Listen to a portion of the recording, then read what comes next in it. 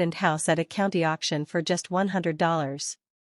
3 weeks later, while tearing down a wall in the dining room, I discovered a hidden room containing more than $3 million in cash. But the money wasn't what scared me. What scared me was the envelope sitting on a shelf beside it. Inside was a single handwritten word. Run. Good day, dear listener. Before we begin, I hope you're having a wonderful day. Sit back, relax, and join me for a story that changed my life forever. My name is Danny Michael. I'm 34 years old, and 2 years ago I was living in a tiny studio apartment in Columbus, Ohio. To say I was struggling would be an understatement. The mattress I slept on came from a second-hand Facebook Marketplace listing. My kitchen table had one broken leg that I kept balanced with a stack of old magazines. Some weeks I stretched a single grocery trip for 10 days because I simply didn't have the money for another one. Just a year earlier, my life had looked completely different. I had spent 6 years building a small interior design and renovation business with my college roommate, Rachel Whitmore. We started with almost nothing. A borrowed truck. A few tools. And the confidence that comes from being young enough to believe everything will work out. For a while, it did. Our company grew steadily. We landed larger projects. We hired contractors. We built relationships with suppliers. Then everything collapsed. Without warning, Rachel dissolved our LLC, took most of our clients, and walked away. By the time I realized what had happened, it was too late. I didn't have the money to fight her in court. Within a few months, everything I had worked for was gone. My mother kept telling me to move back to Dayton. My sister sent me links to office jobs every week. I appreciated their concern, but I wasn't ready to give up. I kept telling everyone I was fine. The truth was that I was terrified. One night, unable to sleep, I fell into a YouTube rabbit hole about tax lien auctions.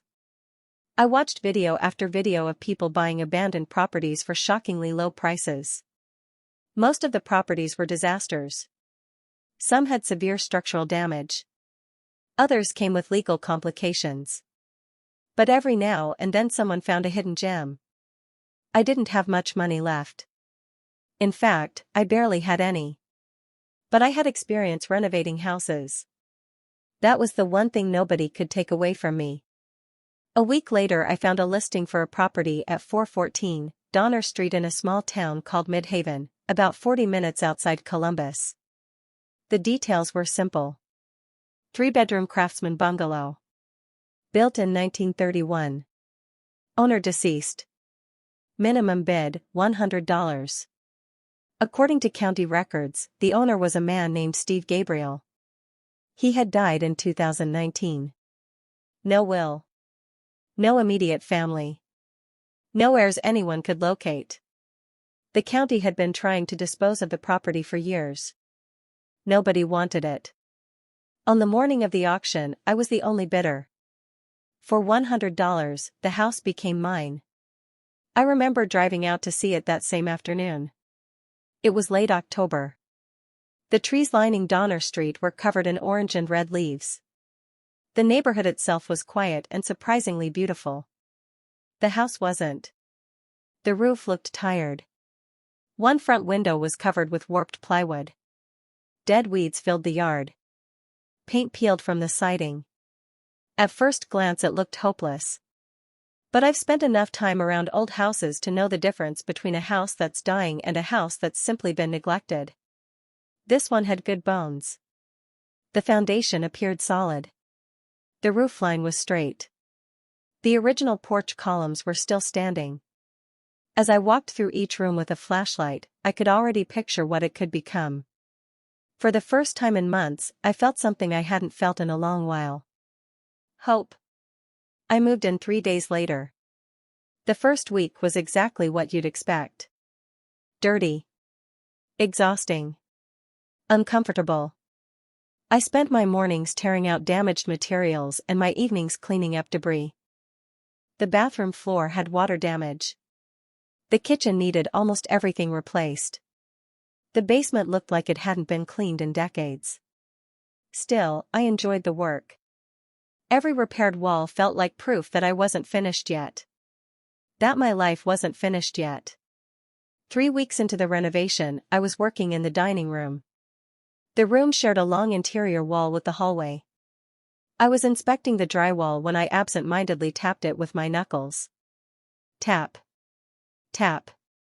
Tap. Most of the wall sounded normal. Then I reached the middle section. The sound changed. I stopped. Tapped again. The sound was dull. Different. As if there was something hidden behind it. I frowned.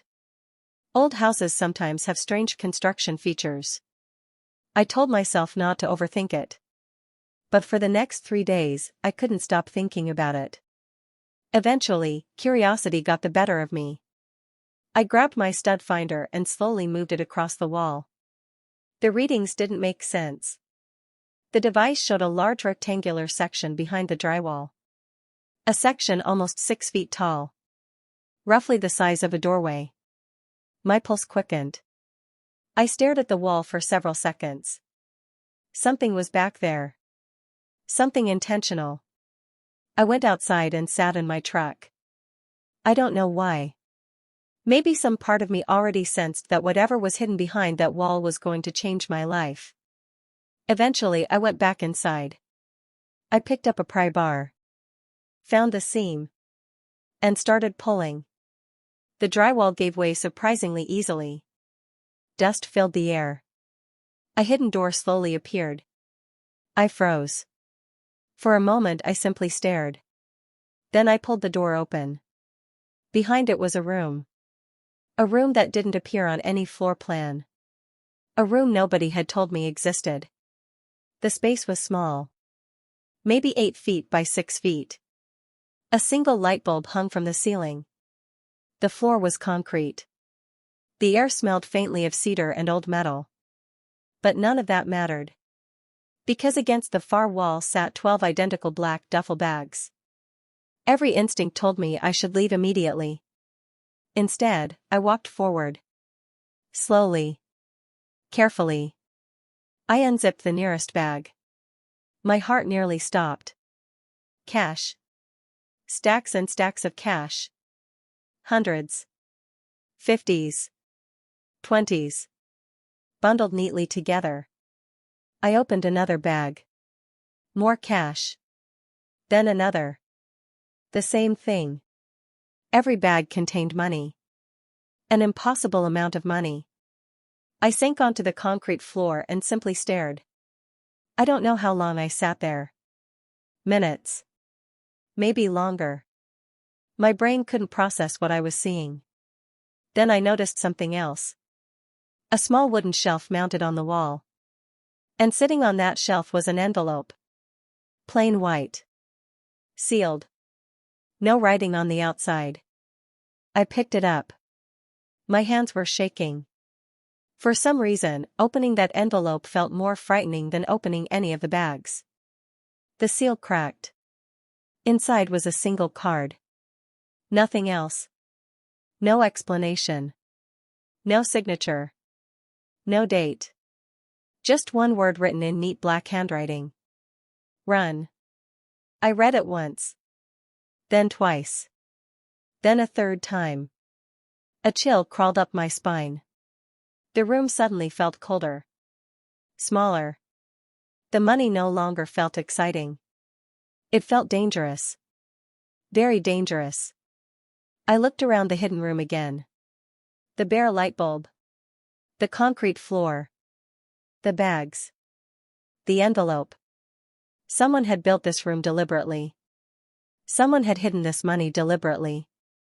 And someone had expected another person to eventually find it. Otherwise, why leave a message? Why leave a warning? I didn't sleep that night. Not even for a minute.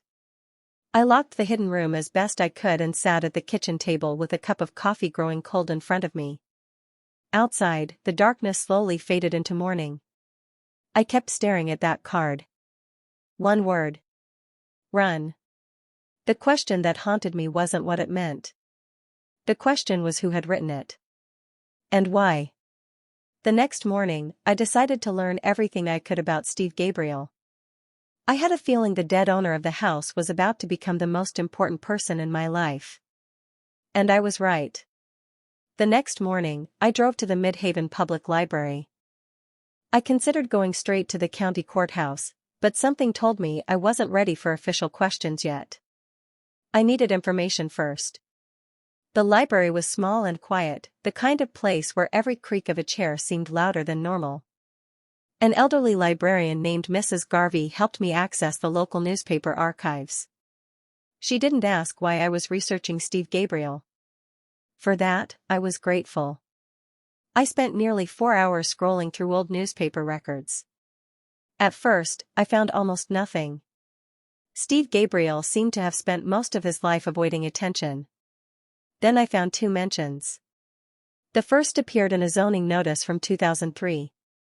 It referenced a commercial property outside town that had been purchased through a company called Gabriel Land Holdings. The second mention was much more interesting. A 2017 obituary. Not for Steve Gabriel. For a man named Douglas Green. The obituary described him as a longtime resident of Midhaven and a former business partner of Steve Gabriel. I wrote the name down immediately. Former business partner. That sounded important. The article also mentioned a law firm that had handled some of Douglas Green's affairs. Hale and Associates. The name meant nothing to me at the time. But it would later. When I returned to the house that evening, everything felt different. The hidden room had changed the atmosphere of the place. I couldn't explain it. The house wasn't threatening. It just felt heavy.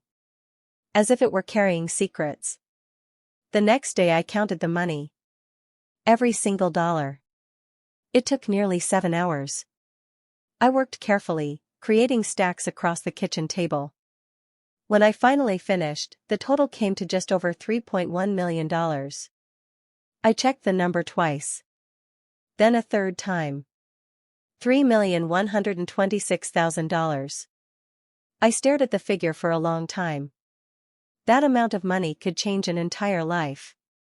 Pay off debts. Buy businesses. Create opportunities. Solve problems. But somehow, sitting alone in that kitchen, I didn't feel lucky. I felt nervous.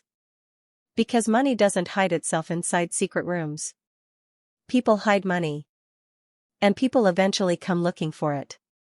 The following morning, I called a lawyer. Not Hale and Associates. I wanted someone with no connection to Midhaven. After several hours of research, I found Patricia Crawford, an attorney specializing in estate disputes and unusual property claims. When she answered the phone, I told her everything. The auction. The house. The hidden room. The cash. The note. There was a long silence when I finished. Finally she spoke. Mr. Michael, are you absolutely serious? Unfortunately, yes. Another pause. Then she said something that made my stomach tighten. Don't tell anyone else. And don't move the money. Come see me tomorrow. The next day I drove to her office. Patricia spent nearly an hour taking notes. When I finished, she leaned back in her chair. The house belongs to you, she said. That's good. Yes. And the money? She hesitated. That's complicated. Of course it was. Nothing about this situation was simple. Patricia explained that while I had legally purchased the property, ownership of hidden assets could become extremely messy depending on where those assets originated. If the money had been obtained legally and no rightful owner could be identified, I would likely have a strong claim. If it had been tied to criminal activity, everything changed. Government agencies could become involved. Victims could emerge. Competing claims could appear. The legal battle could last years. So what do? I asked. Her answer surprised me. You report it. I frowned. Immediately? Immediately. Patricia explained that creating an official record of the discovery protected me. If anyone later accused me of hiding the money or attempting to steal it, there would be documentation proving I reported it right away. It wasn't the answer I wanted. But I knew she was right. That afternoon, I walked into the Midhaven Sheriff's office. The deputy at the front desk looked confused when I explained why I was there. Within 10 minutes, I was sitting across from Sheriff Dale Pruitt. He was a large man in his 50s with calm eyes and a measured voice. Unlike the deputy, he didn't laugh. He didn't look skeptical. He listened carefully. Every word. Then he stood up. "Let's take a look." An hour later, we were standing inside the hidden room. The sheriff stared at the bags. Then at the note. Then back at me. "What exactly did the card say again?" I handed it to him. His expression changed slightly as he read it. Not fear. Concern. The sheriff ordered photographs taken. The room was documented. The money was counted again. By sunset, every duffel bag had been moved into county evidence storage. Watching the bags leave was strange. Part of me felt relieved. Another part felt like I had just surrendered a winning lottery ticket. The sheriff assured me the money would remain secure while ownership questions were investigated. For several days, life became surprisingly quiet. I returned to renovation work. The sheriff conducted his investigation. Patricia handled the legal side. Everything seemed under control. Then the phone calls started. The first one came late at night. Unknown number. I answered. Silence. I listened for several seconds. Then the line disconnected. I assumed it was a wrong number. The second call came the next evening. Same thing. Unknown number. Silence. Then a click. Then nothing. By the third call, I knew it wasn't an accident. Someone was calling deliberately. Someone who didn't want to speak. I blocked the number. The next day a different number called. Again. And again. And again. That evening, while carrying lumber from my truck, I noticed something that made my blood run cold. A black SUV parked across the street. The engine was running. The windows were heavily tinted. I couldn't see inside. I watched it for nearly a minute. Then it slowly pulled away. I tried convincing myself it was nothing. But deep down, I knew better. The next morning I woke up early. At 6:30, I stepped onto the front porch with a cup of coffee. And nearly dropped it. Fresh tire tracks sat in the dirt near the side of the house. Someone had been there during the night. Very close to the house. Very close to the hidden room. I immediately called Sheriff Pruitt. He arrived within an hour. After examining the tracks, he became noticeably more serious. "Has anyone else known about the money?" he asked. "No." "What about the lawyer?" "Only Patricia." The sheriff nodded slowly. Then he asked a question that stuck with me. "Mr. Michael, have you considered the possibility that someone already knew that money was there?" The thought had crossed my mind. But hearing someone else say it made it feel real. If somebody knew about the money, then they probably knew about the room. And if they knew about the room, they might know something about Steve Gabriel. Something I didn't. That afternoon Patricia called. Her voice sounded tense. "Danny, I found something." "What is it?" "It concerns Steve Gabriel." I sat down immediately. Patricia continued. "For the past 20 years, federal investigators suspected Gabriel was laundering money." My stomach dropped. What? There were investigations. Financial reviews. Property audits. Was he arrested? No. Charged? No. Then why investigate him? Because millions of dollars moved through businesses connected to him. I stared at the wall. Suddenly the $3 million made a lot more sense. And that terrified me. Before I could respond, Patricia added something even worse. There's more. I closed my eyes. Of course there was. Steve Gabriel had a business partner. Douglas Green. Yes. The man from the obituary. Exactly. Patricia hesitated. Then she spoke carefully. Douglas Green didn't die of natural causes. I sat upright. What do you mean? There was a car accident. So? The investigation was reopened twice. A cold sensation spread through my chest. Why? Patricia's answer came quietly. Because investigators suspected someone tampered with the brakes. For several seconds, I couldn't speak. The room suddenly felt very small. $3 million. A hidden room. A dead owner. A dead business partner. Anonymous phone calls. Someone watching the house. And a note that simply said run. For the first time since finding the money, I began wondering if maybe I should have listened. Because whatever Steve Gabriel had been involved in, I was starting to think it never really ended. And someone out there knew I had opened that hidden room. Someone who wanted something back. The only question was what? And I was about to find out. That night, I barely slept. Every sound outside made me look toward the window. Every passing car made me wonder if someone was watching. By this point, I wasn't worried about the money anymore. I was worried about why someone seemed so interested in it. The next morning, Sheriff Pruitt called. Danny, I need you to come down to the station. His tone was serious. When I arrived, he handed me a photograph. It showed a black SUV.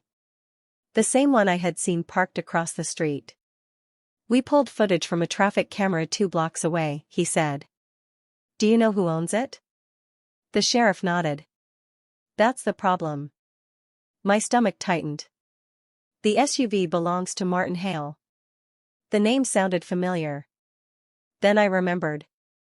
Hale and Associates. The law firm connected to Douglas Green. The same law firm I had found in the newspaper archives. Suddenly everything felt connected. What does he want? I asked. We don't know. But the sheriff's expression suggested he had a theory. 2 days later, Patricia called again. This time she sounded excited.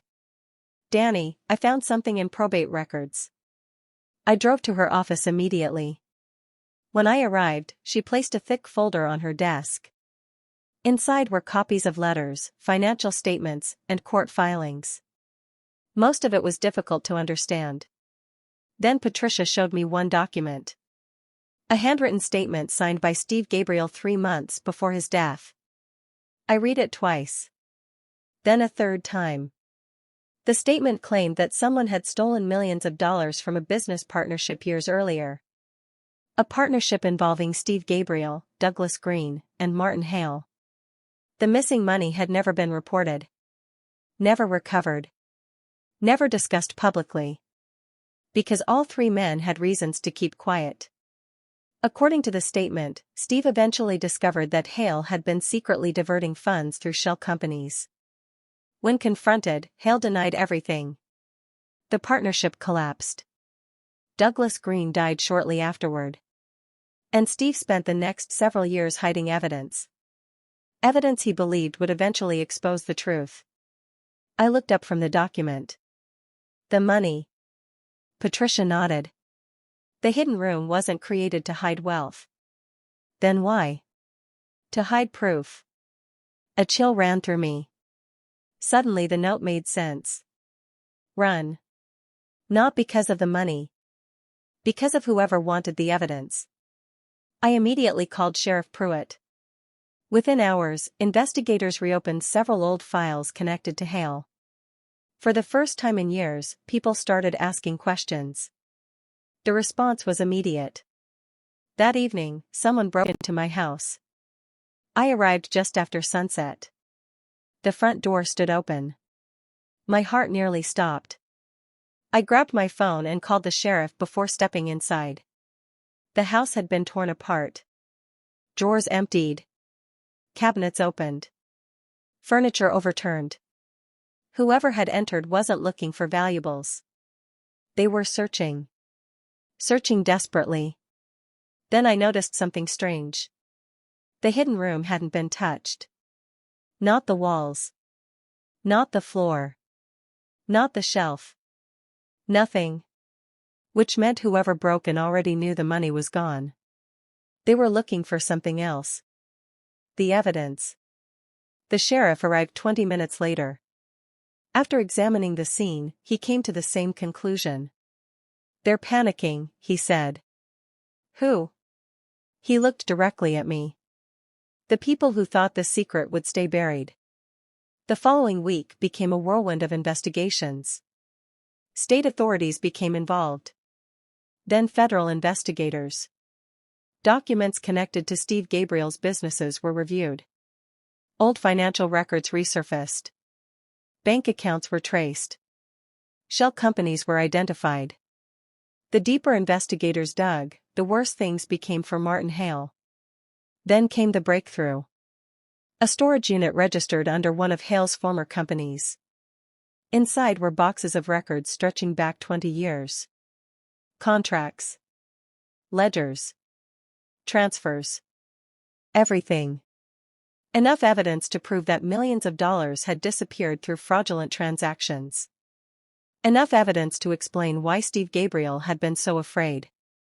Enough evidence to explain Douglas Green's death. The investigation lasted nearly 6 months. By the time it ended, Martin Hale had been arrested and charged with multiple financial crimes. Several associates were arrested as well. The hidden network Steve had spent years fearing finally collapsed. But one mystery remained. The note. Run. No one knew when Steve had written it. No one knew exactly who he had intended it for. Until investigators found a second letter. The letter had been hidden inside a false compartment in an old desk recovered from one of Steve's storage units. Unlike the first note, this one was several pages long. And for the first time, Steve Gabriel told the whole story. He wrote that he had discovered the theft years earlier. He had gathered evidence. He had planned to expose everything. But before he could act, Douglas Green died. After that, Steve became convinced he was being watched. He stopped trusting people. Stopped talking about the investigation. Stopped leaving his house except when necessary. The hidden room became his insurance policy. If anything happened to him, eventually someone would find it.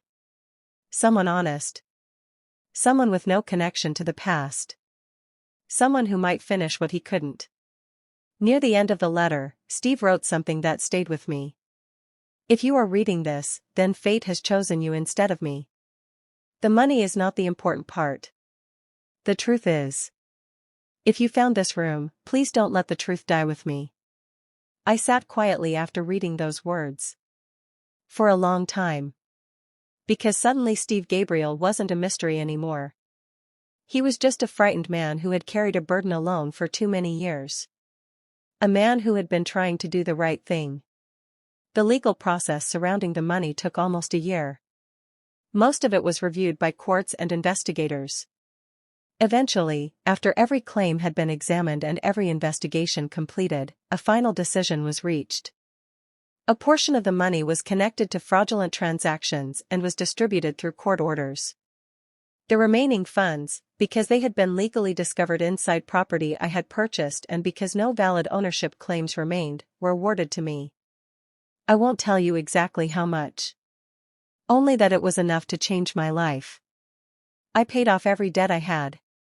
I started a new renovation company. A better one. An honest one. And unlike the first business, this time I owned it completely. A year later, I finished restoring the house on Donner Street. The old craftsman bungalow looked beautiful again. New paint. New roof. New windows. The kind of house people slowed down to admire when driving by. Sometimes I sit on the front porch in the evenings and think about how close I came to never buying it. How close I came to ignoring that strange sound inside the wall. How close I came to walking away. People still ask me how I bought a house for $100. But that's the wrong question. The real question is what was hidden inside it. And the answer isn't $3 million. The answer is a secret that waited years for someone to uncover it. A secret hidden behind a wall. A secret that cost people their lives. A secret that one frightened old man spent years trying to protect. And sometimes, when the wind moves through the trees outside that old house, I think about Steve Gabriel. I think about the note he left behind. 1 word. 4 letters. Run. The funny thing is, if I had listened to it, none of the truth would have ever come out. And that hidden room would still be waiting for someone else to find it.